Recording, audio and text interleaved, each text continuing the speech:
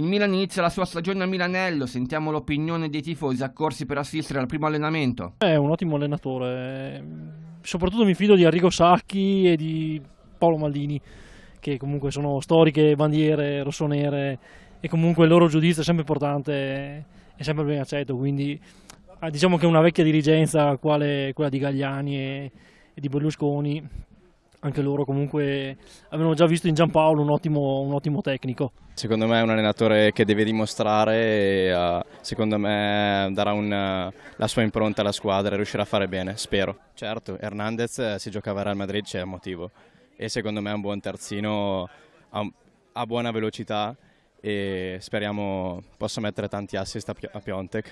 Su un mercato molto giovane, soprattutto centrocampo. Chi vorresti al Milan? Modric. Allora, hai la maglia di Piontek, pensi sia lui il giocatore da cui il Milan deve ripartire? Sì, penso proprio di sì. Penso che possa ripetere l'annata che ha fatto l'anno scorso e speriamo che ci porti in Champions.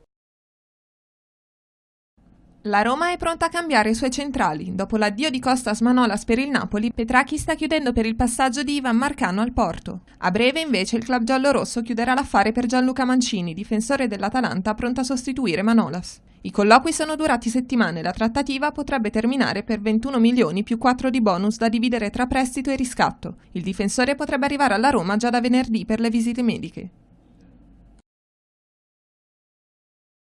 Secondo il quotidiano spagnolo Marca, il Manchester United ha deciso di sostituire Paul Pogba con Sergej Milinkovic-Savic. I Red Devils hanno preso atto della volontà del centrocampista francese di trasferirsi al Real Madrid e hanno subito individuato il suo sostituto. Non sarà però facile intavolare la trattativa con il presidente della Lazio, Claudio Lotito. La prima offerta per il centrocampista serbo, fatta dal club inglese, è di 75 milioni di euro, ma è stata rispedita al mittente in quanto considerata troppo bassa. È stata una gara molto difficile perché non sono mai stato competitivo. Era un momento importante perché le modifiche fatte ad Assen sembravano funzionare. Valentino Rossi ha analizzato così la gara in Germania, chiusa all'8° posto, facendo anche un piccolo bilancio della prima parte della stagione. La moto di quest'anno ha bisogno di setting diversi.